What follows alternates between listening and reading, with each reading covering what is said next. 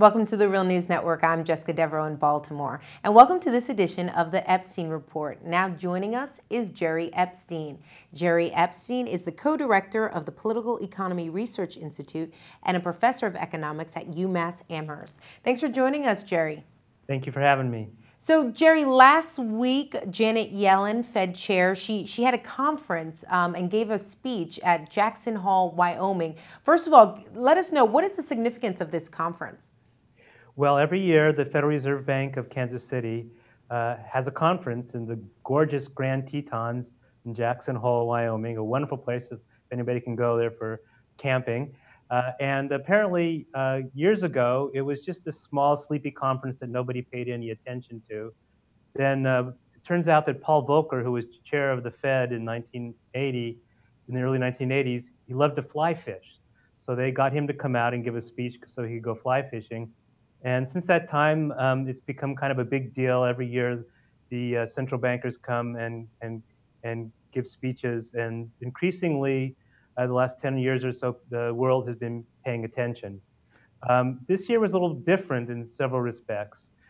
Typically, in the past, the Federal Reserve has been inviting a lot of investment bankers and financial market economists to come and get inside information and hobnob with the glitterati.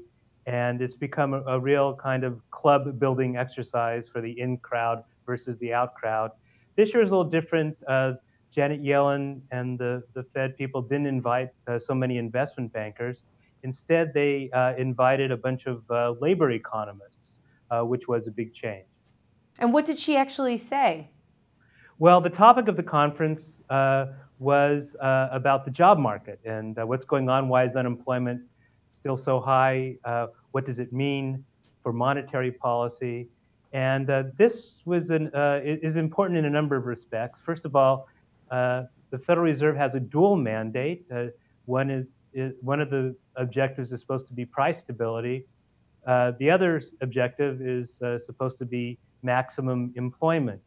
Now, central bankers at the Fed typically have kind of ignored the employment mandate and haven't paid all that much attention to it.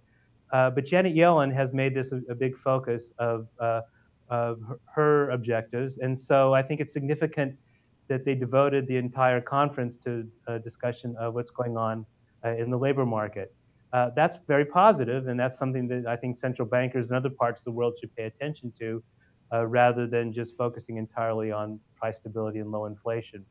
But Gerald, if you had to be critical, would you say that she left out certain things? What didn't she say, essentially?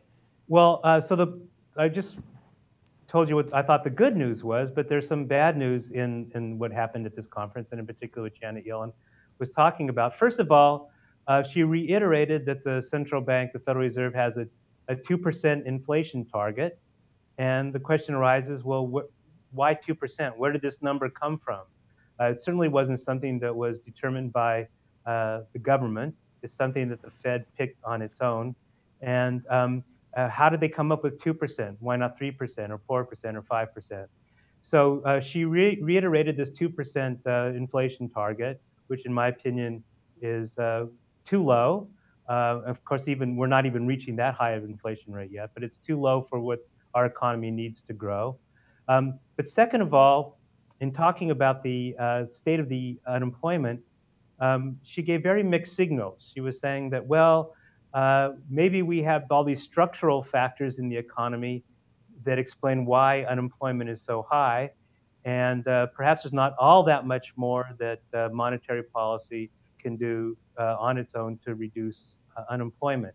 Now, to some extent, there's some truth to what she said. That is, there have been a lot of factors going on in the US and the global economy in the last 15 or 20 years that has undermined the employment and wage picture for American workers. But instead of talking about a variety of tools and a variety of things that the central bank could do to try to address the employment problem, she basically said, well, it's very complicated and we're not sure where the picture's taking us. What could they do, Gerald? Well, you know, when the financial crisis hit, the central bank, the Federal Reserve, created about 10 to 15 new tools of policy to try to bail out the banks. And while it's a very good thing that they devoted this conference and a lot of research to trying to figure out what's going on with the labor market, they need to do a lot more research and devote a lot more attention into what other kinds of tools the central bank can use to generate more and better employment. So, for example, um, uh, my colleagues here at PERI, Bob Poland and others have talked about loan guarantees, asset-based reserve requirements, various kinds of credit lines and so forth for institutions that are trying to generate more and better jobs to create infrastructure, make the green transition to a fossil-free economy, and so forth. The Federal Reserve isn't even talking about these kinds of expanded tools of monetary policy to deal with unemployment. They should do that just as they developed a whole bunch of new tools to deal with the financial crisis. So those are some examples, I think, of what Janet Yellen should have been talking about before going fly fishing at Jackson Hole. All right, Jerry Epstein joining us from Amherst, Massachusetts. Thank you so much for being with us. Thank you. And thank you for joining us on the Real News Network.